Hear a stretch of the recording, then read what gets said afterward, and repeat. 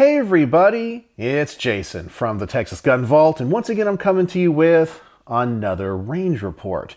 And the firearm we have on the table today is one that I am typically not a big fan of shooting. Essentially, this is a gun that takes a full-powered rifle cartridge, the .308, and shoves it into essentially what is a PDW, or a personal defense weapon. And this is a clone of a gun called the HK51, made by PTR Industries. The actual model is the PT-91, but it's just a short-barreled version of that design. Now, a lot of American gun owners are very familiar with the HK51. Essentially, it's a cut-down HK91 or 41, but actually it was never officially in the HK catalog. It was a design by an American gunsmith named Bill Fleming, who was very famous in the 1980s for making HK weapons, especially converting them to fully automatic during a time before the '86 machine gun ban.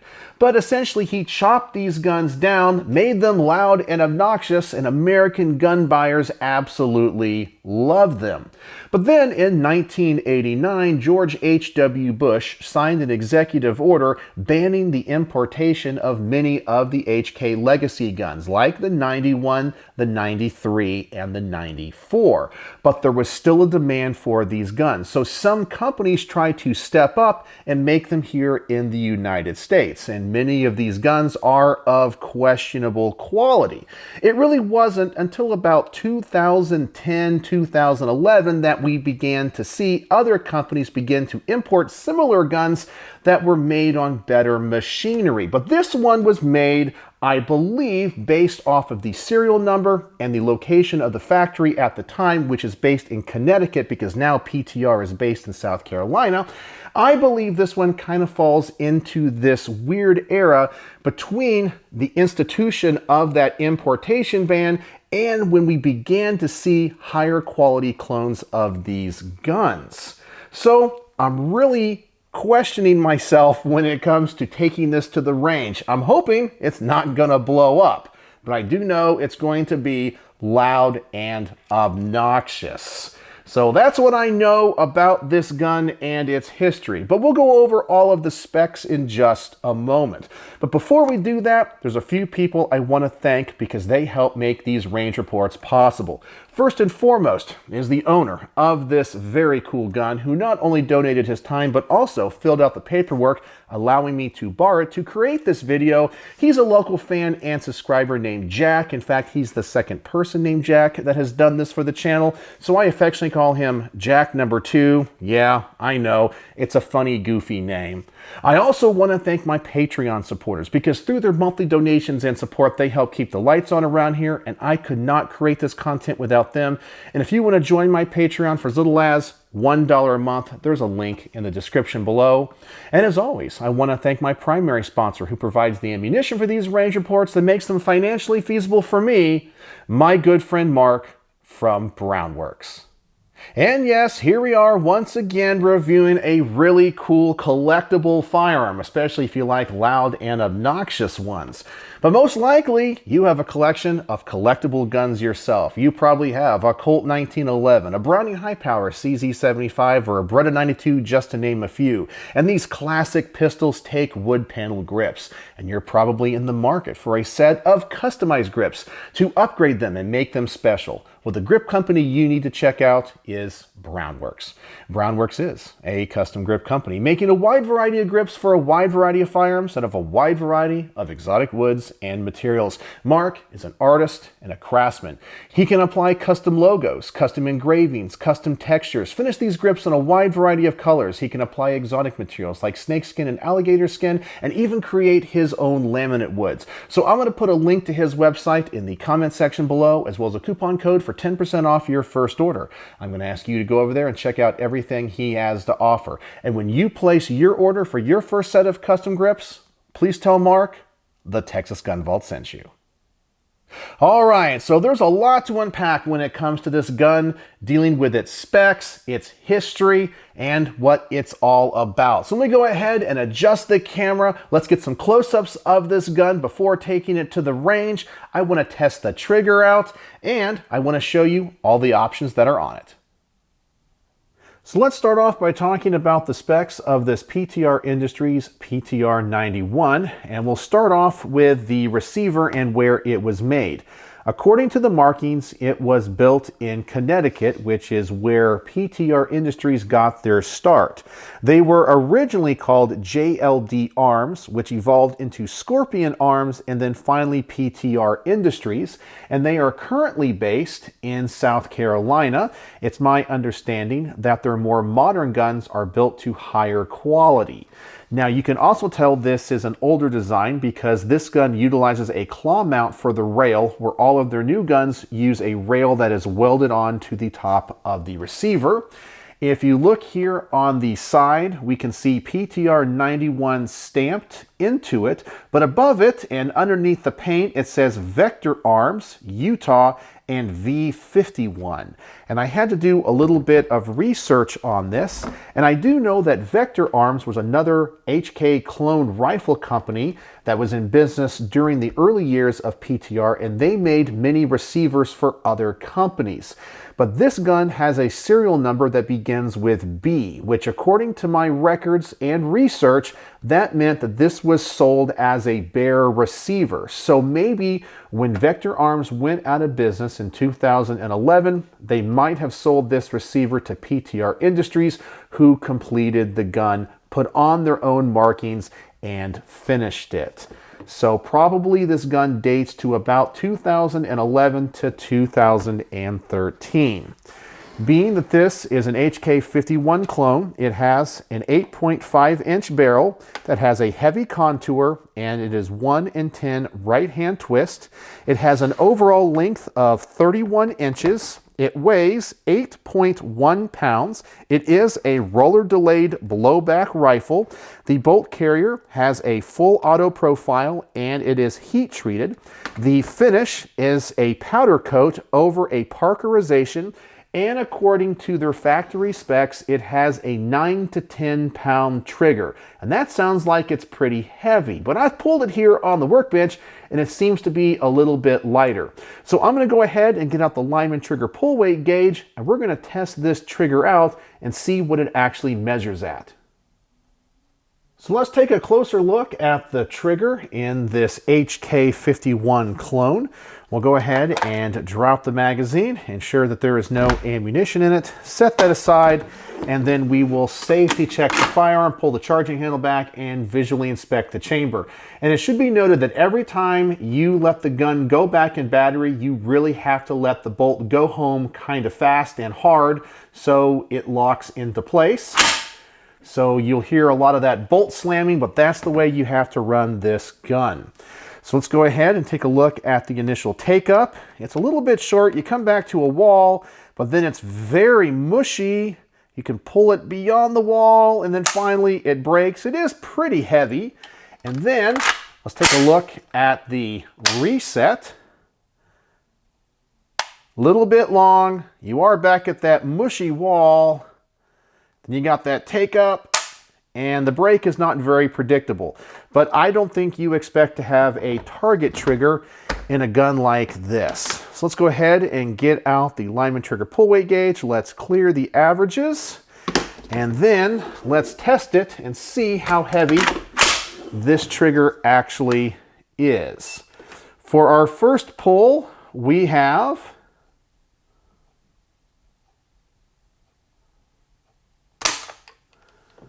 9 pounds, 14.6 ounces.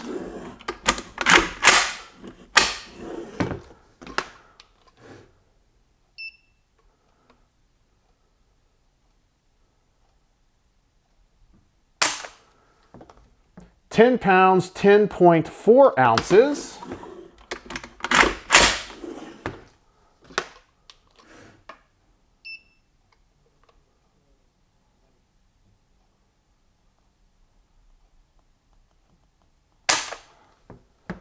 10 pounds, 7.7 ounces.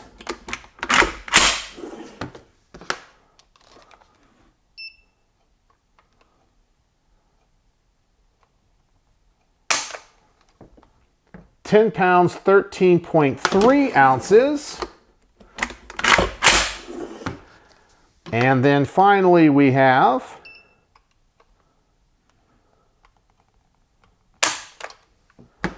£10 6.2 ounces, which gives us an average of 10 pounds 7.2 ounces. So yeah, that trigger pull is really heavy, but honestly, when you're behind the gun, it doesn't feel that heavy. It actually feels a little bit lighter. So I'll kind of be curious how this trigger pull is going to translate to the shooting experience at the range. But before we go to the range, as always, I want to talk about the things about this gun that I like or don't like. So let me go ahead and readjust the camera.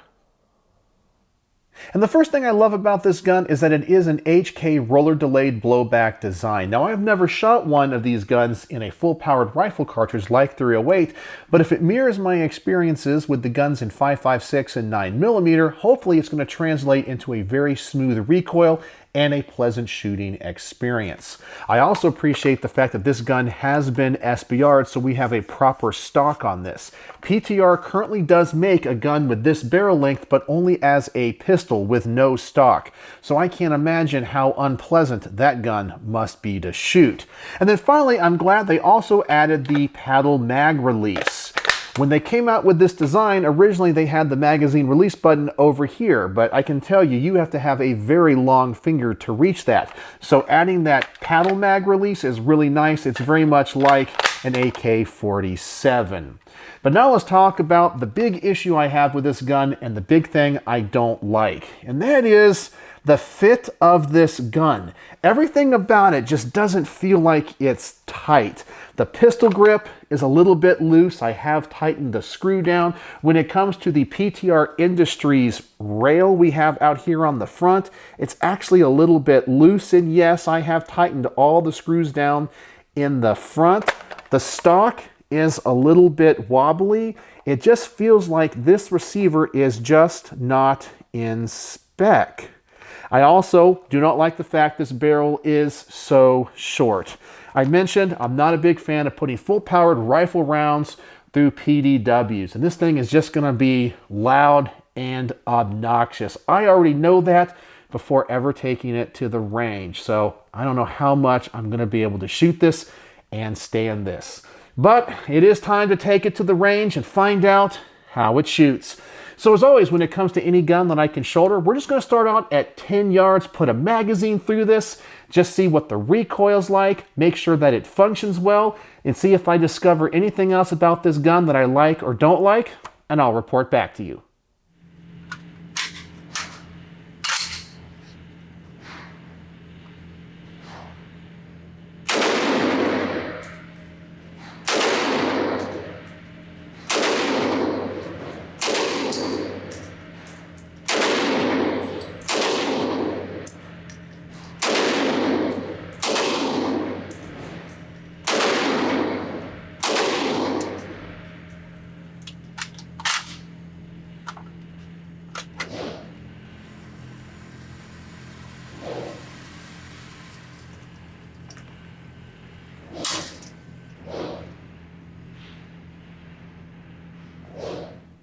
And that actually was not the experience I was expecting to have. Yes, the gun is very, very loud, but it's not as flashy as I was expecting. This flash hider is doing a very good job at mitigating the blast. The recoil is pretty heavy, but it's manageable. But the gun is jumping around a little bit. That's where having all that extra weight with the longer barrel actually probably helps. The other thing I'm noticing about this gun is that it's ejecting the spent casings to the 1 o'clock position out about 15 or 20 feet. And that's really far forward. I was kind of expecting it to eject to the 3, 4, or 5 o'clock position. So we'll have to see if anything about that affects the performance of the gun or if we have any other ejection issues. So now let's double the distance of this target, go out to about 17 or 20 yards, put another magazine through it, and once again, just make sure the gun is functioning and see if there's anything else about this gun I discover that I want to talk about.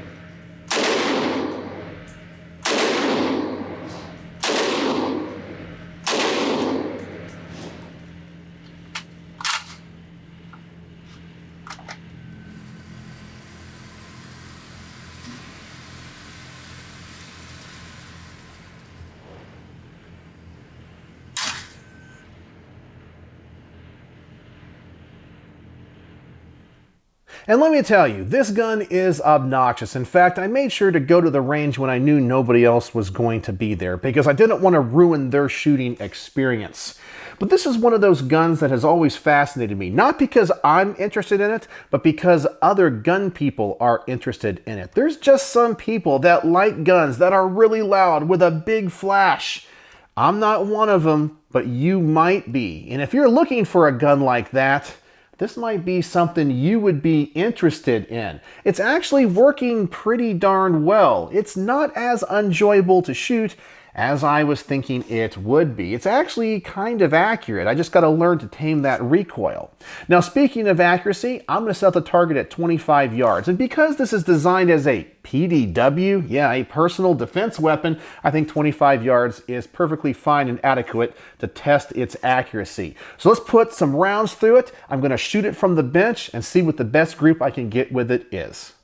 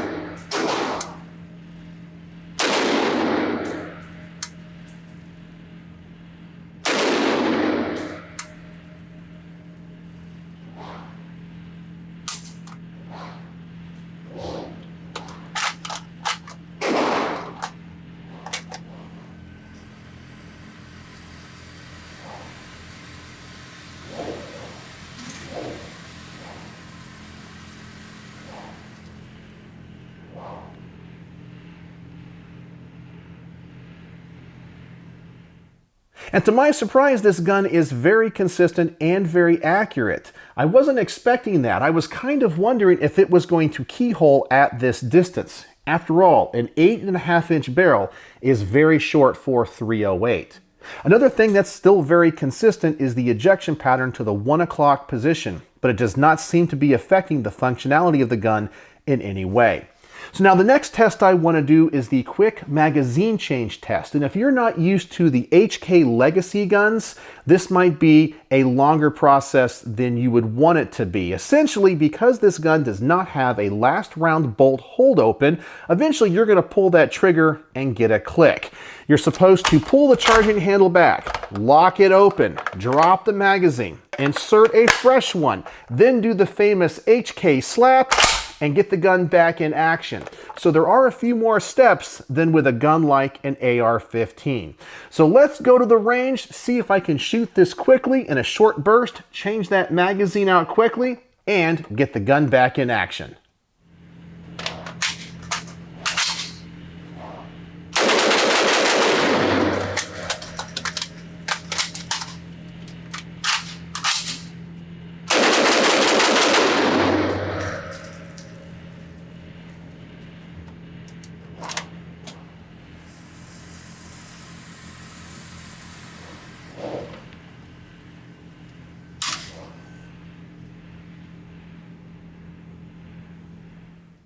And even I messed up on the order of operations. I dropped the magazine before I pulled the charging handle back. But that's just because that's the way I normally change out magazines in many other modern sporting rifles like an AR. That's the first thing you do.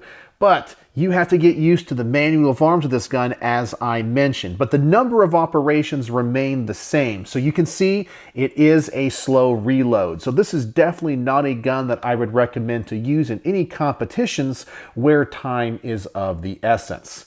You also might have noticed that even though I was shooting this quickly in short bursts, the gun jumps around everywhere. It has a lot of recoil.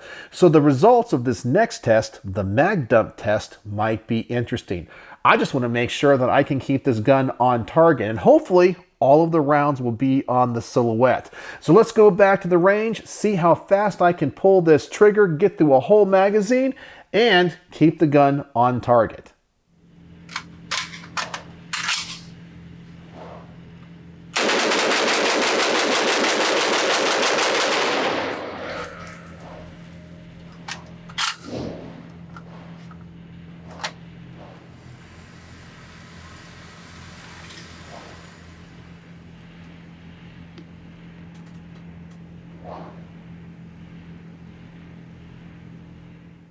And that was exactly the opposite experience that I had with this gun when I was shooting it slow. This gun has a lot of recoil, so when you're shooting it fast, it is inaccurate and uncontrollable. I can only imagine how hard this gun would be to keep on target if you had a full auto trigger pack in it.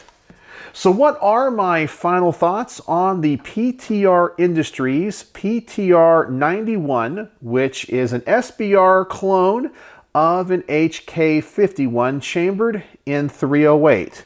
Well, the gun actually worked. I had no malfunctions with it. It's generally accurate if you're taking your time with it, but it is loud and obnoxious, and because of that, I do not think this is a practical gun at all. I would definitely not recommend to use it for home defense, especially if you care about your hearing.